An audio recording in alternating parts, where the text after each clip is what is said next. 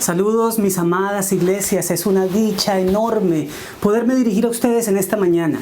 Feliz sábado, que la paz del cielo llene sus vidas, gobierne sus corazones, conduzca su existencia. Vamos a comenzar la escuela sabática y vamos a estudiar entonces estas maravillosas lecciones que durante la semana el Señor nos ha permitido tener para acercarnos más a Él por medio de su palabra. Recuerden que el objetivo principal de nuestro estudio de la Biblia, por medio de la escuela sabática o por cualquier otro, es que nuestro carácter sea más parecido al de nuestro Señor Jesucristo. Ahora, adentrémonos en el estudio de nuestra lección.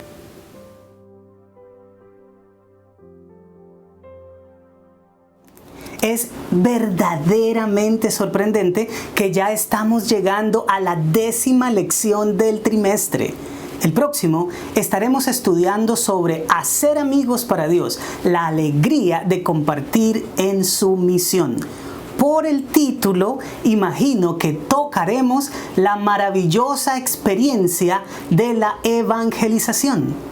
Sin embargo, en lo que corresponde a nuestra lección actual, retomaremos el tema de la interpretación de las Escrituras. Ahora, visto bajo los lentes de la historia. ¿Estás listo para observar cómo distintos tipos de hallazgos demuestran la veracidad de la santa palabra de Dios? Pues entonces, comencemos.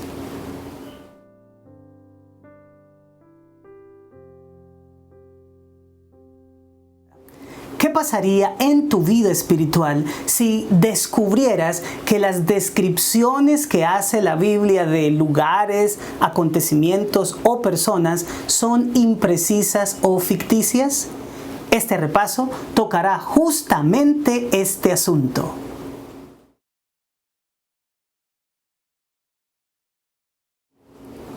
Como es común ya en nuestro programa, este segundo segmento tiene la característica de que toca algunos de los puntos más importantes de la lección de la semana. Comencemos con el primero de ellos. Los lugares bíblicos. Hay mucho interés en desacreditar la Biblia. Incluso a nivel teológico, hay una corriente llamada la alta crítica, que usa un método de interpretación de las Escrituras que niega rotundamente su naturaleza divina y la tratan como un libro cualquiera. Para ellos, los relatos que la Escritura contiene solo buscan dar un mensaje moral, pero no creen que haya tal cosa como milagros o intervenciones divinas. Si esto fuera cierto, muchas cosas narradas en la palabra de Dios serían simplemente invenciones o fábulas, y los lugares descritos en sus páginas serían sitios imaginarios. Pero si se puede probar que los lugares o personajes realmente existieron, entonces los acontecimientos que se relacionan con ellos también deben serlo, sin importar cuán milagrosos o sobrenaturales nos parezcan. Como cristianos, nosotros creemos lo que el Señor Jesús asegura en Juan 17:17. Santifícalos en tu verdad. Tu palabra es verdad. Pues bien, toquemos el primero de esos sitios, Saharaim.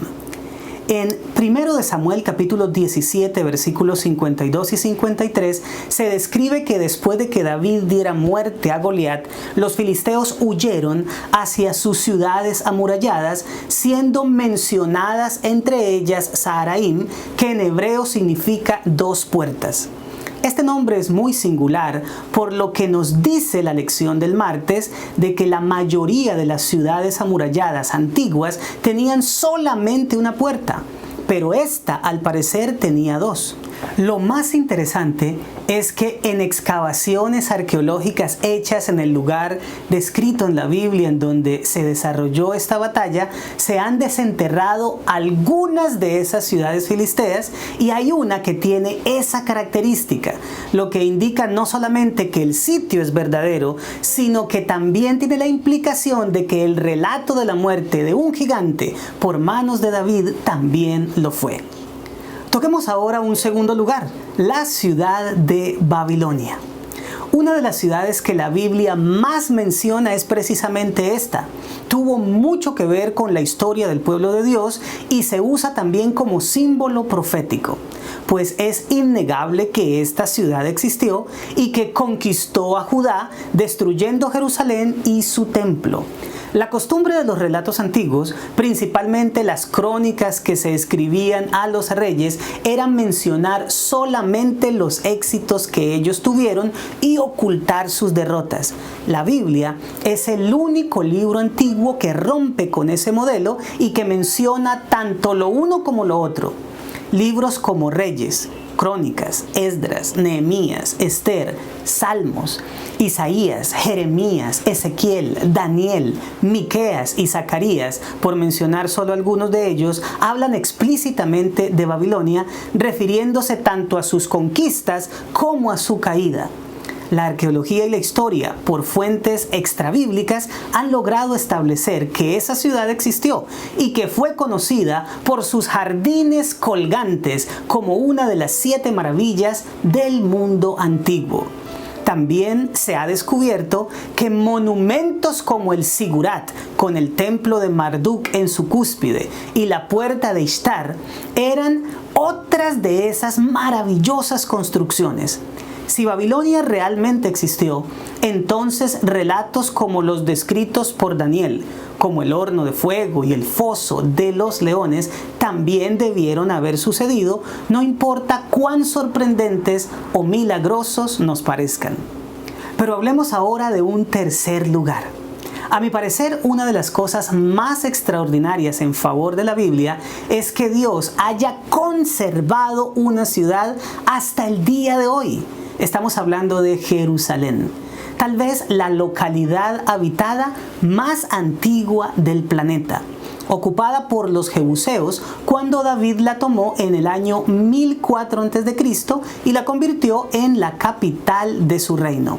A partir de entonces, Jerusalén ha sido conquistada 26 veces y ha estado bajo el dominio de los egipcios, asirios, babilonios, persas, macedonios, asmoneos, romanos, bizantinos, árabes, cruzados, mamelucos, otomanos y británicos. Posiblemente sea la ciudad habitada con mayor cantidad de excavaciones arqueológicas. Pero la pregunta es, ¿por qué existe todavía? No sé qué les parezca a ustedes, pero para mí es el testimonio viviente, no solo de que la Biblia es verdadera porque la menciona, sino de que el Dios que ella presenta y que interviene en la historia humana también es verdadero. Que una ciudad tantas veces conquistada y destruida esté de pie actualmente es un testimonio innegable de la veracidad de Dios y su palabra.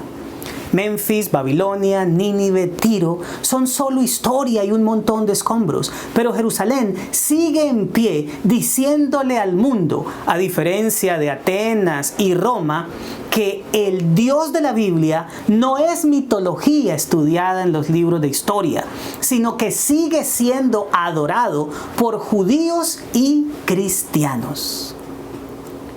Esto nos lleva al segundo punto, los acontecimientos bíblicos. Ya desmantelamos la idea de que la Biblia es un libro meramente de carácter moral, ya que ejemplificamos cómo los lugares que menciona son verídicos. Entonces, los hechos que describe en relación con ellos también deberían serlo.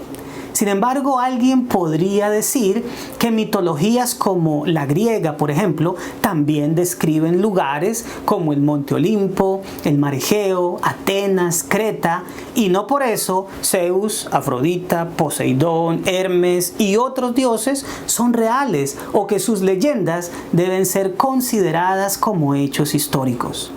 Pues de esto podemos decir lo siguiente: para ninguna mitología se ha comprobado tampoco ningún acontecimiento como verídico, pero la arqueología y la historia están llenas, saturadas de descubrimientos que validan los hechos descritos en la Biblia.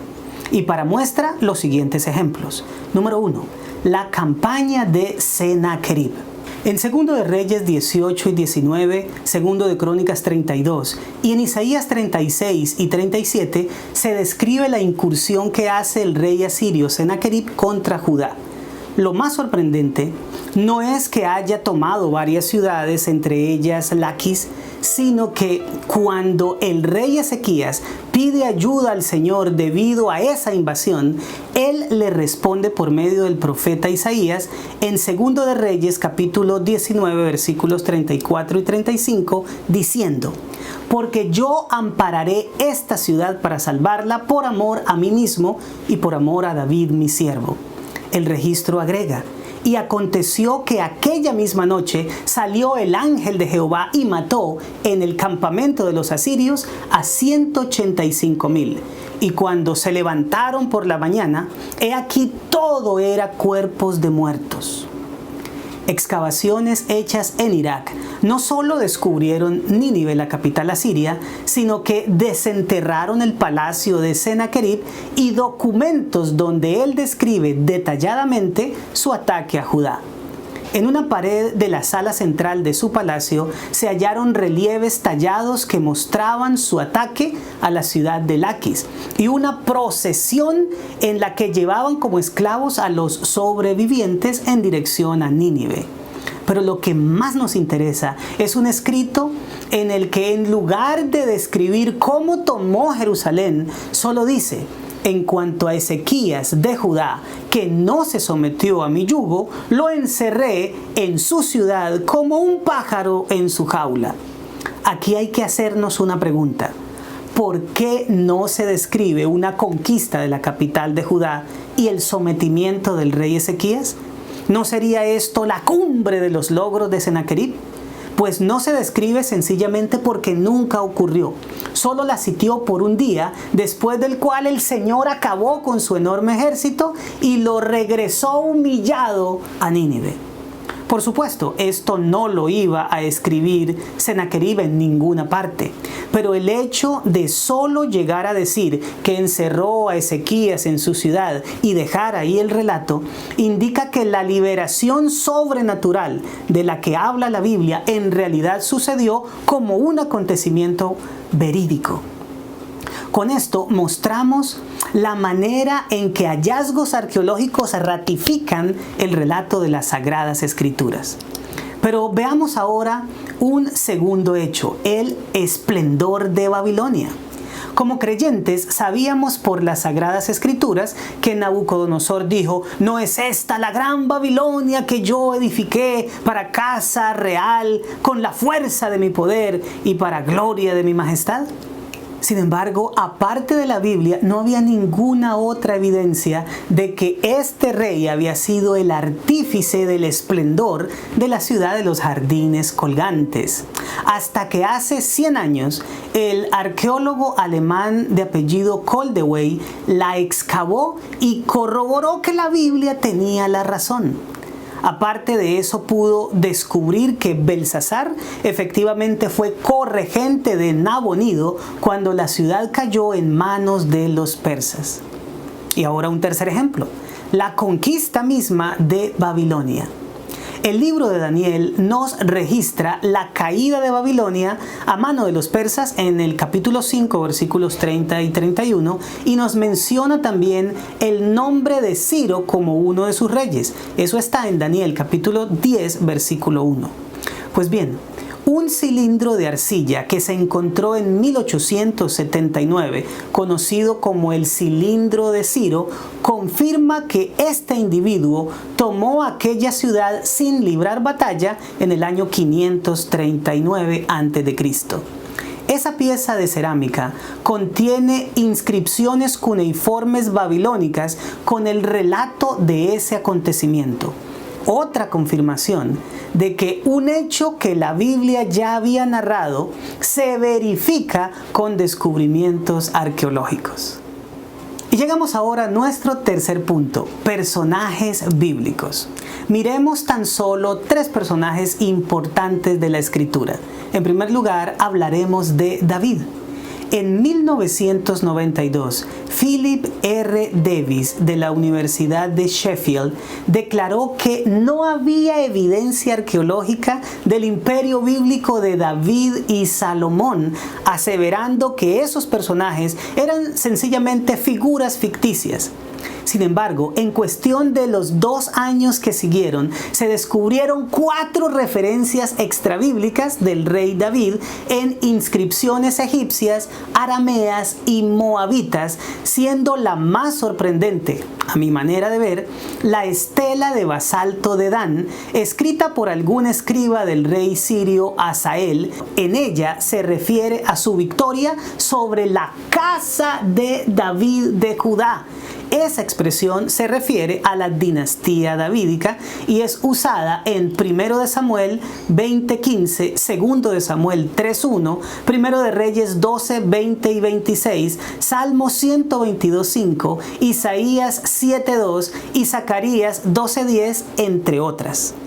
Como resultado, ningún otro erudito a partir de ese momento puso en duda la existencia del personaje bíblico de David. Hablemos ahora de un segundo personaje, el profeta Isaías. Este es uno de los profetas más prominentes de las Escrituras. Y aunque hasta hace poco no había ningún descubrimiento arqueológico que validara su existencia, en 2009 se descubrió en una excavación hecha en Jerusalén una impresión hecha con un sello que decía Isaías el profeta. Esta inscripción estaba a menos de 3 metros de otra muy importante, una que decía Ezequías, hijo de Acaz, rey de Judá. Como sabemos, estos 2 personajes fueron contemporáneos. Este hallazgo definitivamente es una prueba irrefutable de la existencia de estos 2 personajes. Pero hablemos del tercer personaje, el más importante de todas las Sagradas Escrituras, nuestro Señor Jesús. Como se ve en la lección del miércoles, la arqueología ha encontrado evidencias de la existencia de Caifás y Pilato, 2 personajes que jugaron un papel decisivo en la muerte del Salvador. El historiador romano Tácito escribe sobre su muerte en la cruz por órdenes de Poncio Pilato. Y Plinio, a principios del siglo II, dice que los seguidores de Cristo lo adoraban como a un dios.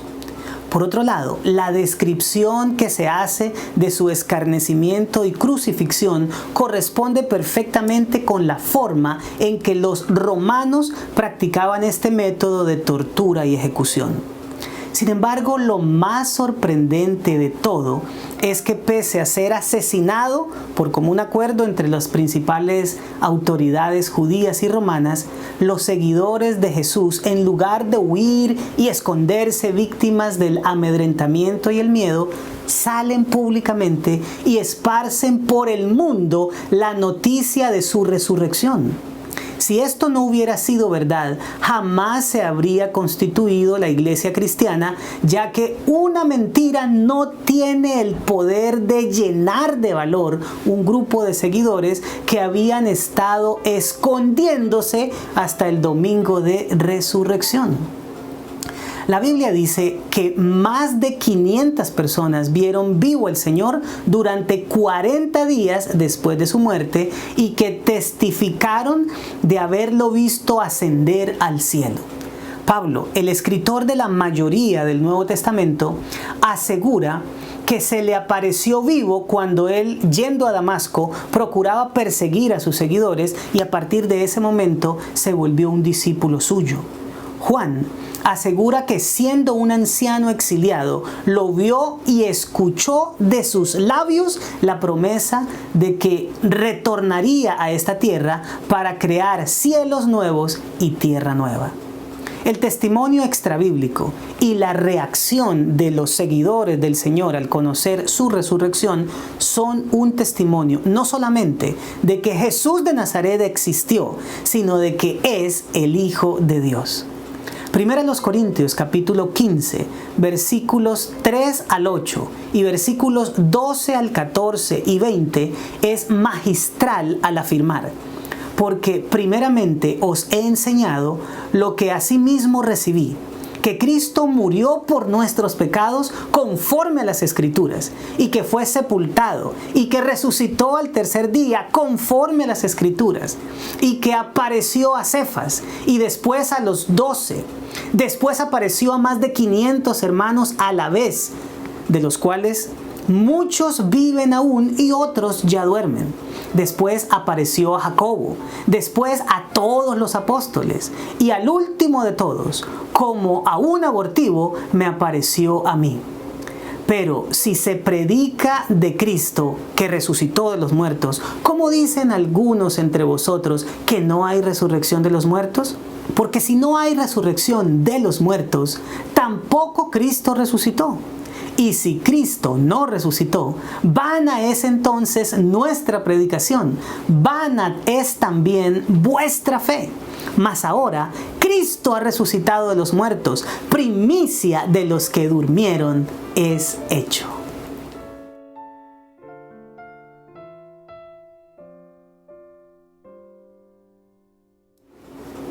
Ahora pasamos a un aspecto de nuestro repaso que tiene que ver con la aplicación, el tercero. Y para ello te propongo resolver los siguientes escenarios.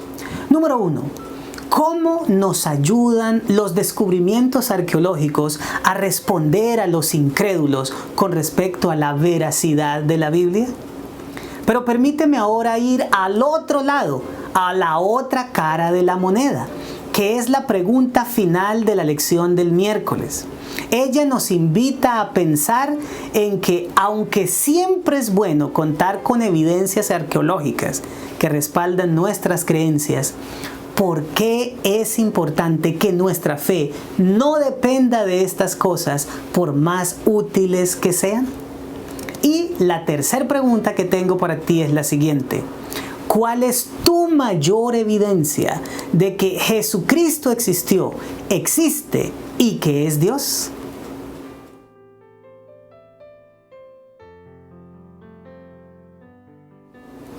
Para terminar, permíteme dejarte una tarea. Busca en internet algún documental adventista sobre arqueología y míralo durante la semana. O lee en algunas páginas que te puedan ilustrar sobre cómo la arqueología ha logrado confirmar muchos datos que ya se habían dicho en la Biblia.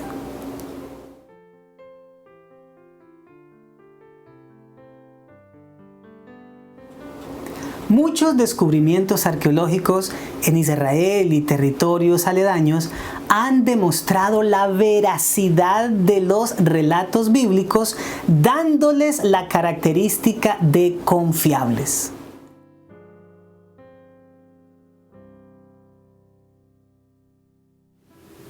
Amados, ustedes conocen muy bien los anuncios que generalmente estamos dando cada semana. El culto de oración, el programa de jóvenes de Ignite, nuestra programación de sábado con escuela sabática y culto divino.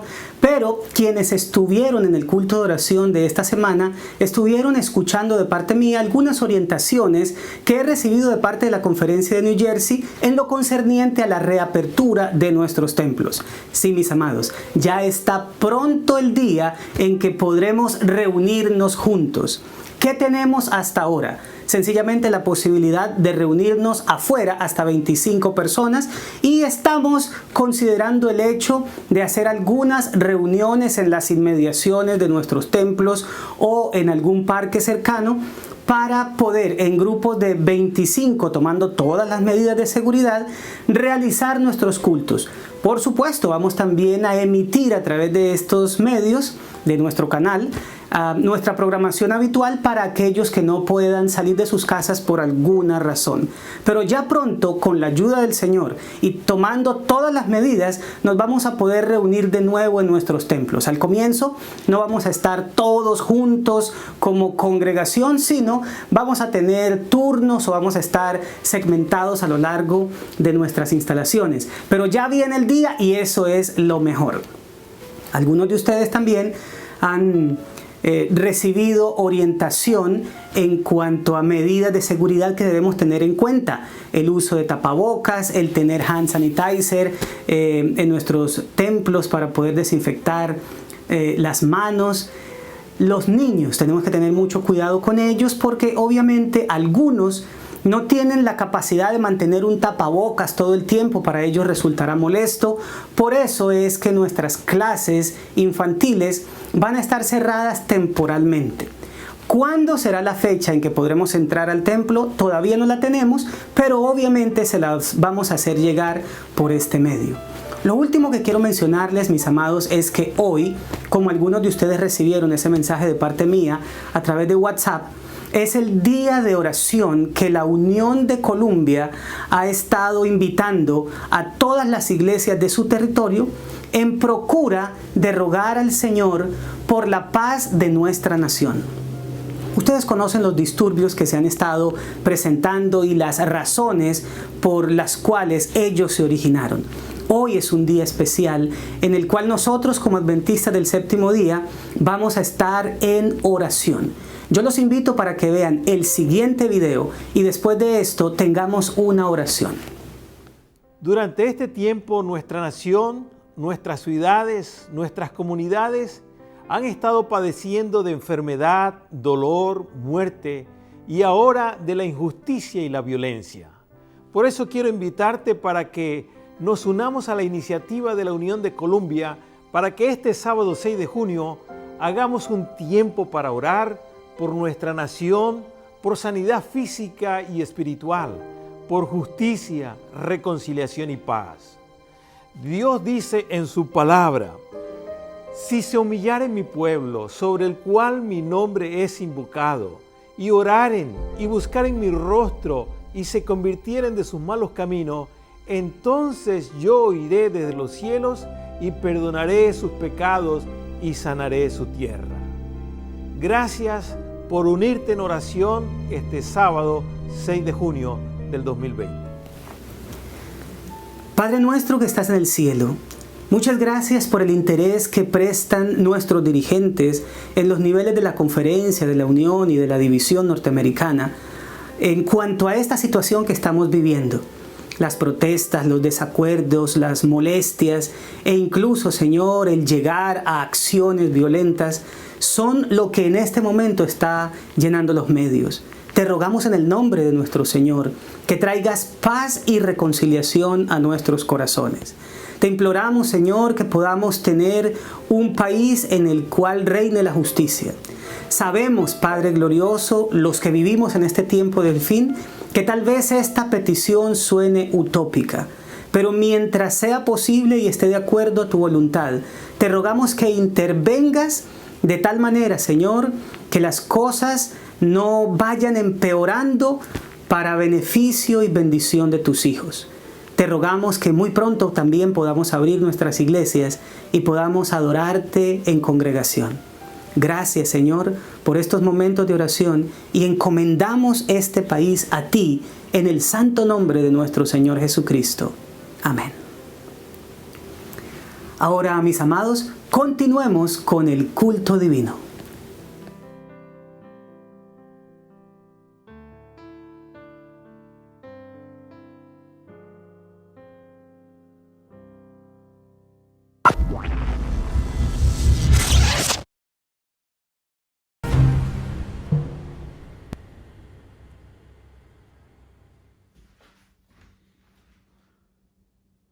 Feliz sábado, hermanos. Que tengan un buen día. Es un privilegio para mí estar con ustedes, aunque de forma virtual, con la Iglesia de Israel para compartir las Sagradas Escrituras. Estoy muy emocionado de poder abrir la palabra y estudiar juntos un pasaje que me ha ayudado a mí personalmente en mi vida espiritual. Pero antes de hacerlo, quisiera que todos inclináramos el rostro para comenzar con una oración. Querido Padre, y aquí estamos juntos, de forma virtual, un grupo de tus hijos reunidos para estudiar tu palabra. Queremos escuchar tu voz, Padre. Al abrir, Señor, las Sagradas Escrituras, pedimos que tu Santo Espíritu pueda entrar a nuestros corazones y pueda abrir nuestras mentes para poder comprender el mensaje. Te damos gracias, Señor, porque tú escuchas nuestras oraciones y pedimos tu compañía y tu presencia en estos momentos. Háblanos en el nombre de Jesús. Amén. Abran sus Biblias conmigo al libro de Segunda de Crónicas, capítulo 25, donde encontramos la historia para esta mañana. Segunda de Crónicas, capítulo 25, y vamos a comenzar a leer desde el versículo 1 en adelante. Y este pasaje se trata de un joven que comenzó a reinar en el pueblo de Jerusalén. Judá se había separado de Israel en estos momentos y tenía un rey llamado Amasías. Y este joven rey llamado Amasías tenía apenas 25 años. Yo no sé si ustedes imaginan al presidente de un país, especialmente en estos días, teniendo solo 25 años. Muchos dirían que una persona a esa edad todavía no tiene la madurez o la experiencia necesaria para manejar a todo un país. Y menos en las condiciones en las cuales Judá se encontraba, donde habían guerras con naciones vecinas. Pero esta es la realidad. El capítulo 25 de Segunda de Crónicas nos cuenta en el versículo 1, de 25 años era Amasías cuando comenzó a reinar y 29 años reinó en Jerusalén. El nombre de su madre fue Joadán de Jerusalén. Si uno se pone a leer los capítulos anteriores, se da cuenta que en el capítulo 24 nos dice que Joás, el niño que comenzó a reinar de 7 años, fue el padre de Amasías. ¿Por qué estamos hablando de Amasías en esta mañana? Porque esta es una persona joven que tuvo una gran responsabilidad de ser el rey de Jerusalén. Pero él tuvo un problema al cual yo de repente me he identificado también. Y de repente tú que me escuchas, querido hermano, querido amigo, también te puedes identificar. Miren el versículo 2. Hizo él lo recto ante los ojos de Jehová, aunque no de perfecto corazón. Si es que el sermón acabara en estos momentos, podemos darnos cuenta de lo que el resumen de la vida de Amasías era. Una persona joven que hacía lo recto ante los ojos de Jehová, que cumplía las reglas de la iglesia, que iba a la iglesia cada sábado. Pero se nos dice que no de perfecto corazón. Y en esta mañana quisiera comenzar haciendo una pregunta. ¿Cómo está tu corazón con Dios? ¿Cómo está esa relación que tú tienes con Dios? ¿Estás aprovechando estos tiempos de cuarentena, los cuales estamos forzados a estar en casa para pasar tiempo con Dios? ¿O estamos pasando más tiempo con otras cosas? ¿Con la televisión? ¿Con libros? ¿Con música? ¿Y no con Dios? Amasías era un joven que cumplía las reglas de la iglesia. La Biblia nos dice que hizo lo recto ante los ojos de Dios. No muchos reyes se les decía que hacían lo recto ante los ojos de Dios. Pero el problema con Amasías no era que cumplía las reglas, no era que iba a la iglesia, no era que tenía cargos. El problema de Amasías no era el conocimiento que le faltaba, era que su corazón no era perfecto delante de Dios. Y al comenzar esta historia yo me puse a pensar en mi vida espiritual y quisiera que tú también hagas lo mismo. ¿Cómo está tu relación con Dios en esta mañana? ¿Cuándo fue la última vez que te dedicaste a orar y a abrir la palabra de Dios y a tener un culto devocional solo? En la intimidad, tú y Dios. Vamos a seguir leyendo la historia para ver por qué la Biblia dice esto de Amasías. Versículo 3 nos dice, y luego que fue confirmado en el reino, mató a los siervos que habían matado al rey su padre. Pero no mató a los hijos de ellos según lo que está escrito en la ley en el libro de Moisés, donde Jehová mandó diciendo, no morirán los padres por los hijos, ni los hijos por los padres, mas cada uno morirá por su pecado. La ley de Moisés decía que solo iban a morir la persona por su pecado, no iban a morir los hijos por el pecado de los padres. Así que Amasías, conociendo la ley, conociendo las leyes de Moisés, él mató a las personas que habían matado a su padre, pero no a sus hijos. Él seguía la ley, como lo decía Moisés. Miren el versículo 5. Luego le toca ir a una batalla a Amasías, le toca ir a una guerra, y este joven de 25 años tenía que hacer una decisión muy importante. Vamos a leer. Versículo 5. Reunió luego Amasías a Judá y con arreglo a las familias les puso jefes de millares y de centenas, sobre todo Judá y Benjamín. Después puso en lista a todos los de 20 años arriba.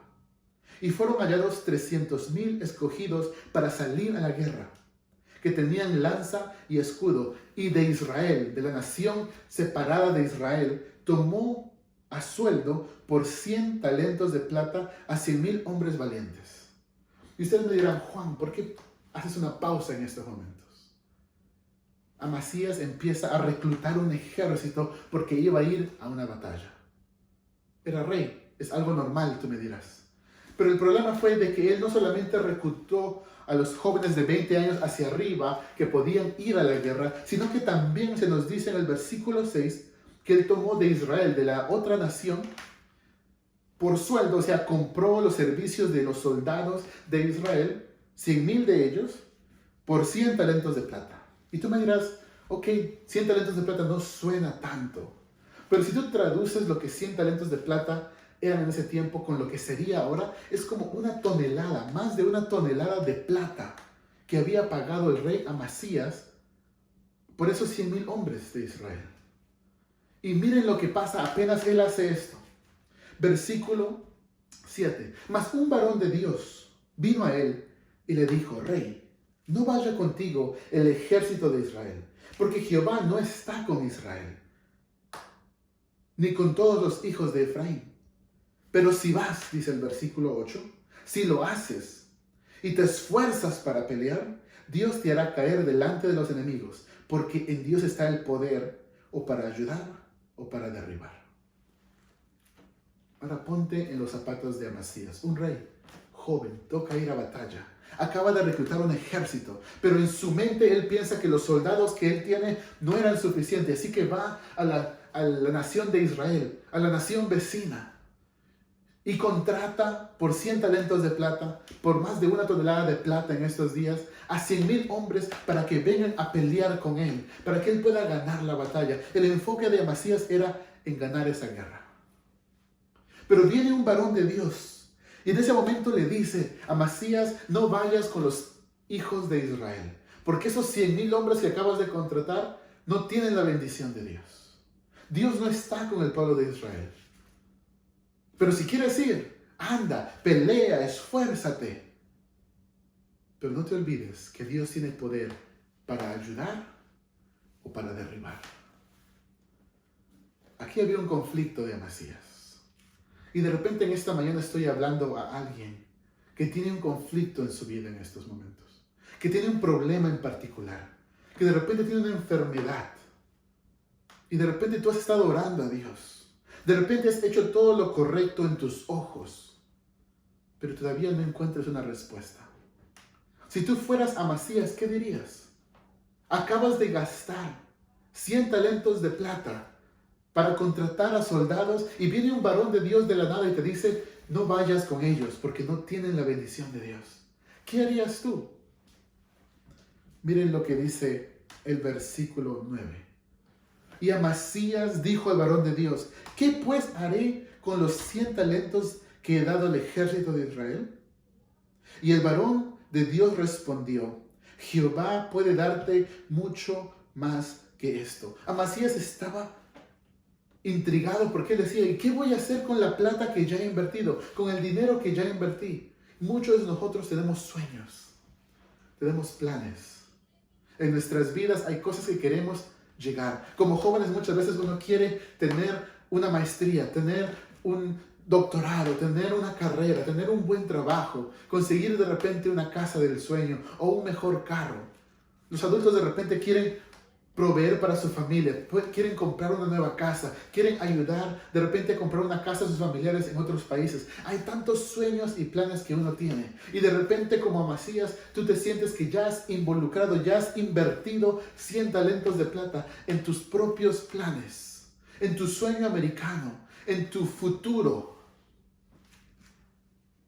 Y luego viene un varón de Dios y te dice, ese no es el camino, no vayas con esas personas.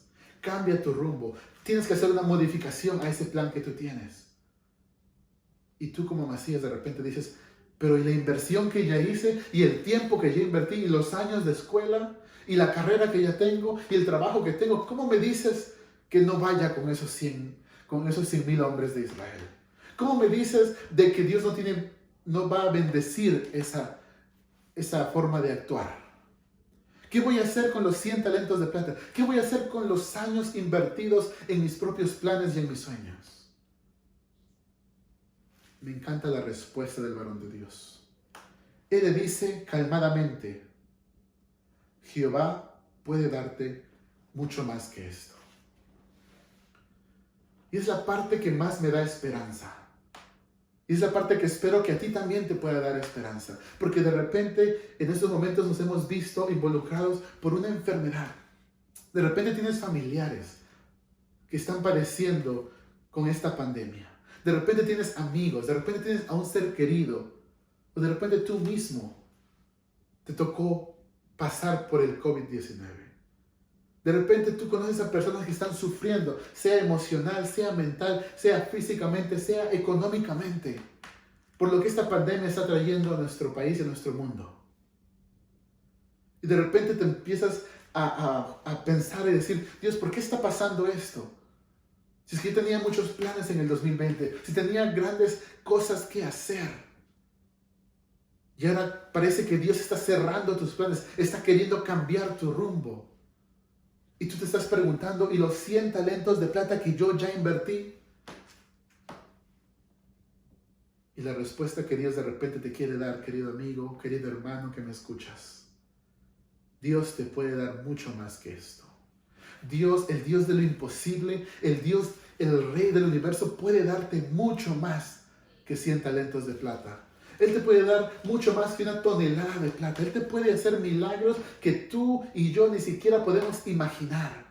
Porque Él es el Rey del universo. Y eso es lo que yo digo. Mi Dios es el Dios de lo imposible. Porque si mi Dios solo hace lo posible, no sería mi Dios.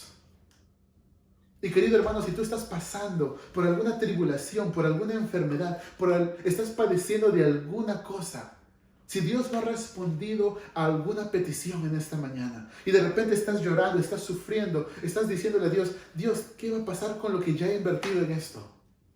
Y no encuentro una respuesta todavía. Dios te quiere decir en esta mañana, Él te puede dar mucho más.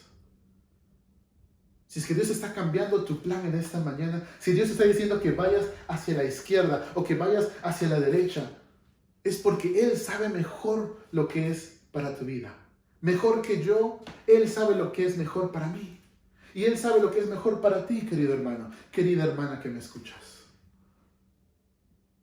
Muchas veces en nuestra terquedad, en nuestra ansiedad por resolver los problemas, hacemos las cosas como Amasías.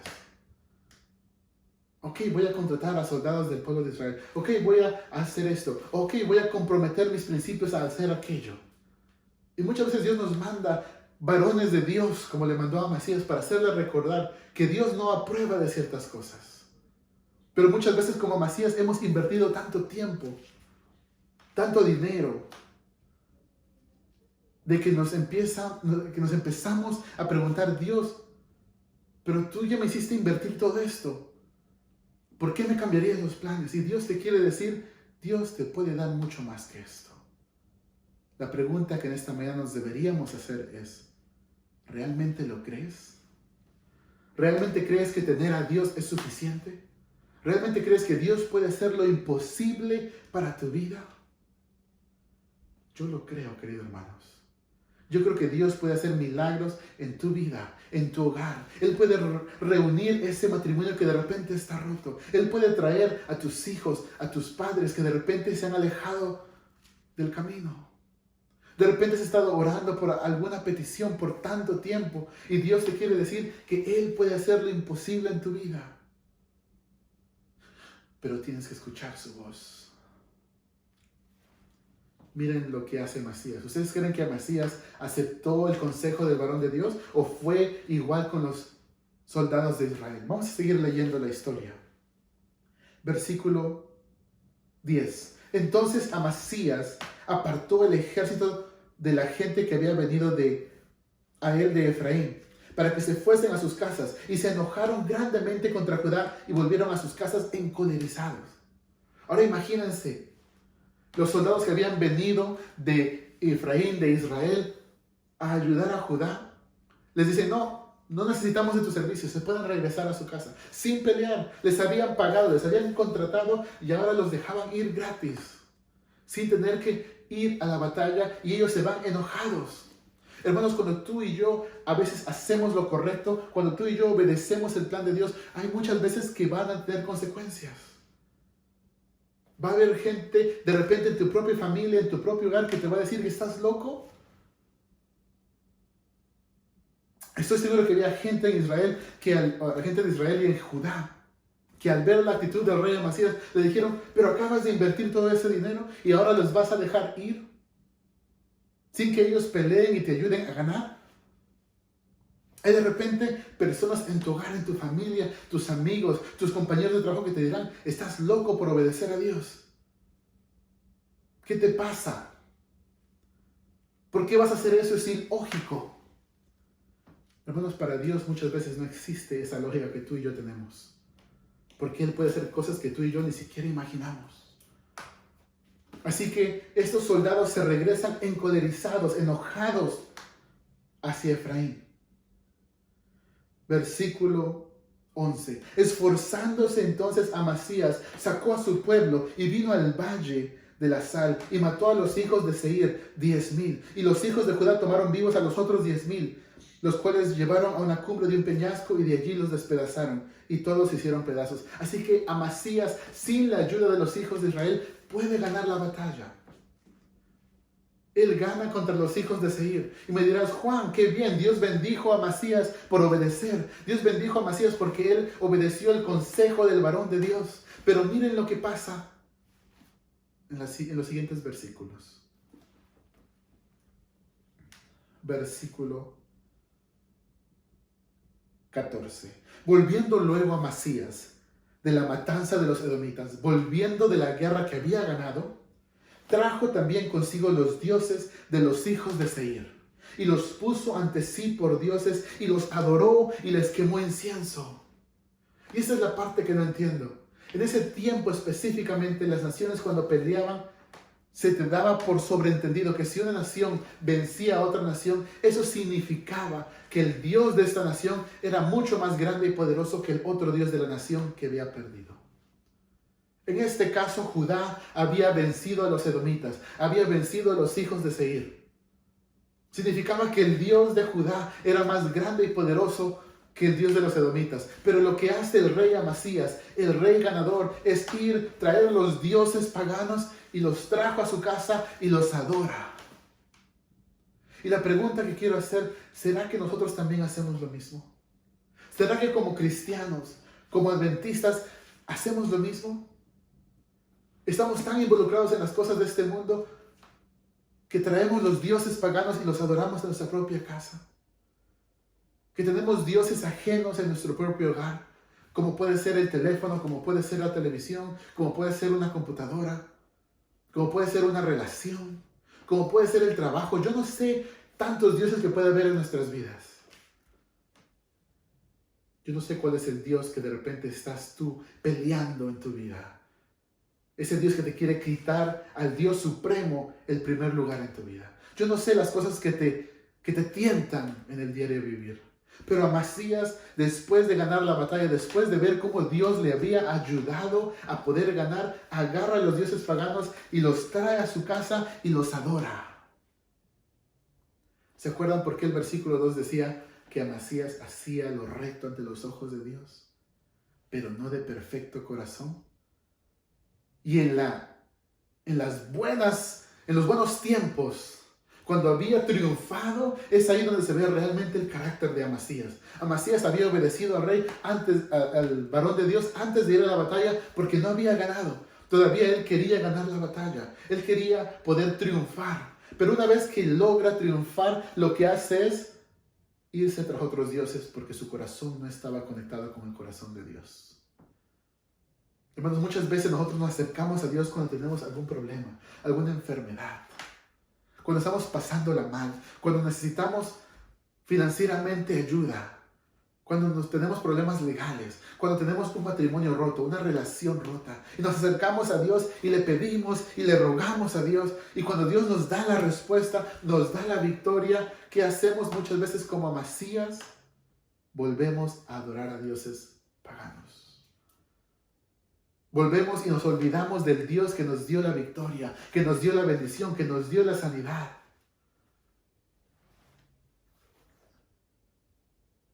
Y miren lo que pasa después.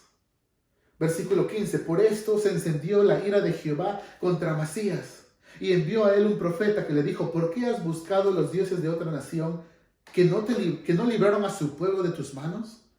Y luego Amasías se enoja porque un profeta viene a decirle, a recriminarle que él había tomado los dioses paganos, y le responde en el versículo 16: ¿acaso te han puesto a ti por consejero del rey? Déjate de eso. ¿Por qué quieres que te maten?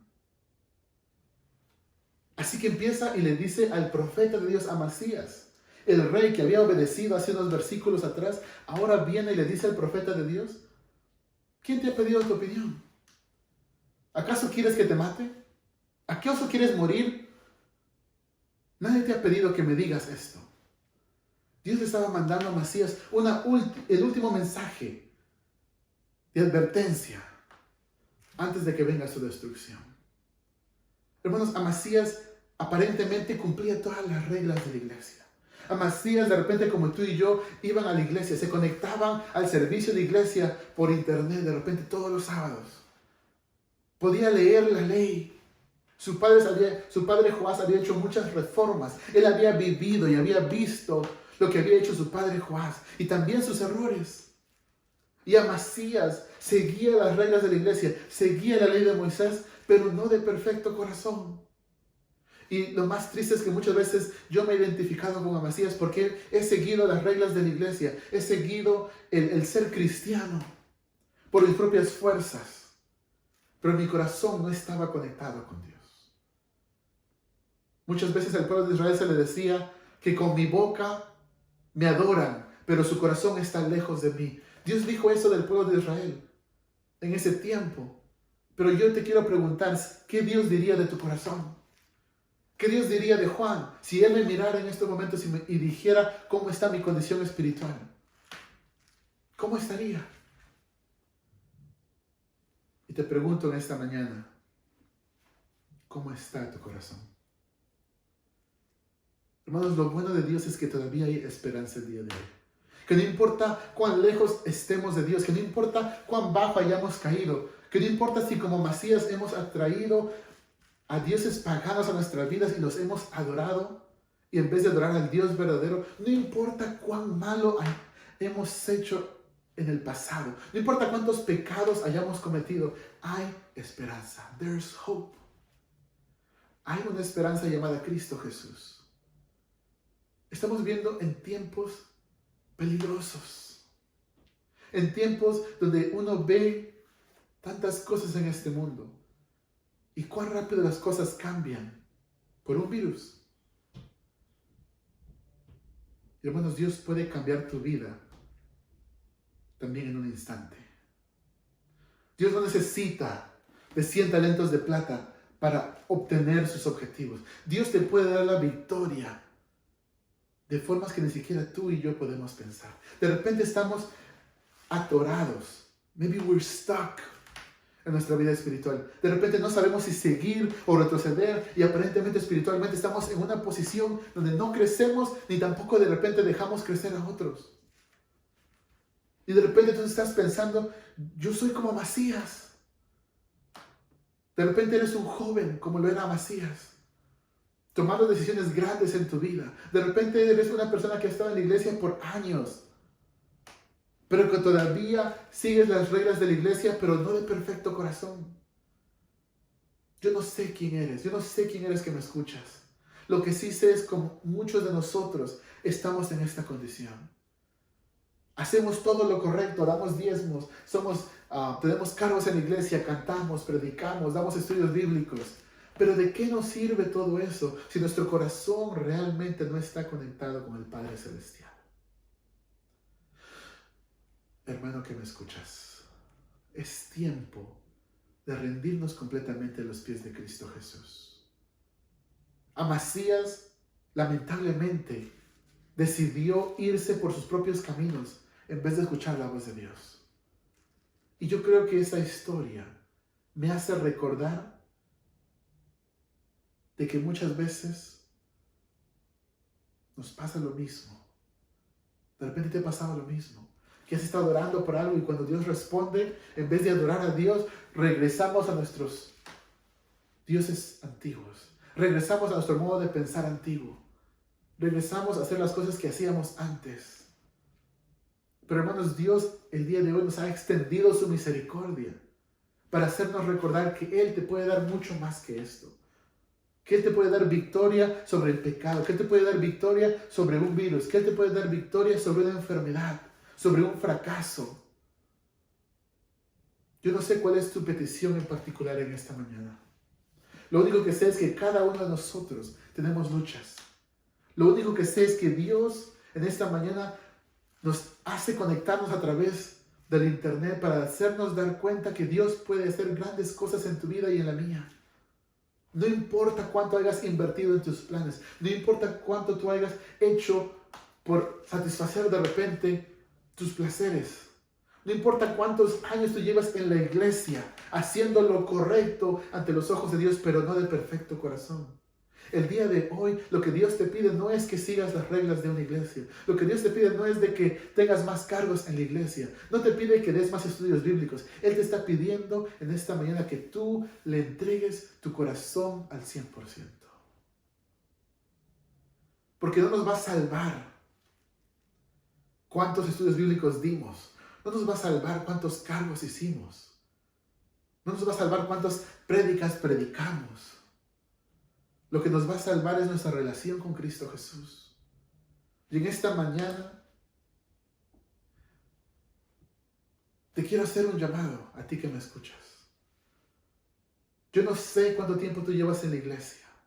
Yo no sé qué cargo tú tienes. Yo no sé si eres visita, si es que estás escuchando de la palabra de Dios por primera vez, o si es que tienes más de 40, 50, 60 años en la iglesia adventista.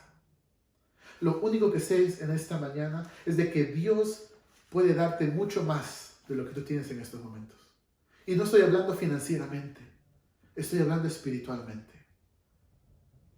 Dios te puede dar esa victoria sobre el pecado. Dios te puede responder esa petición que de repente tú has estado orando por años. Pero tienes que rendirte a sus pies. De repente te sientes atorado en una posición donde no sabes qué hacer, donde ya has acudido a todas las personas, de repente has acudido a diferentes lugares, de repente a diferentes doctores, de repente has intentado resolver tu problema con tus propias fuerzas, pero no hay salida. En esta mañana te quiero hacer recordar que la salida, el camino y la vida se llaman Cristo Jesús. Que todavía hay esperanza en el 2020 para ti y para mí como pecadores de rendirnos a los pies de Cristo Jesús y obtener la vida eterna. El libro de Juan nos hace recordar, esta es la vida eterna, que te conozcan a ti, al único Dios verdadero y a Jesucristo quien tú enviaste. Hermanos, la vida eterna puede comenzar hoy en tu vida. ¿Cómo me dirás? Todavía no ha regresado Jesús. La vida eterna es una relación con Cristo Jesús. El conocer a Cristo Jesús, esa es la vida eterna. Conocer a Dios y a su Hijo a quien Él ha enviado. Muchos pensamos de que la vida eterna, la felicidad con Cristo Jesús va a llegar cuando venga por segunda vez. No, la vida eterna puede comenzar hoy si tú aceptas en tu corazón que Cristo mora en ti.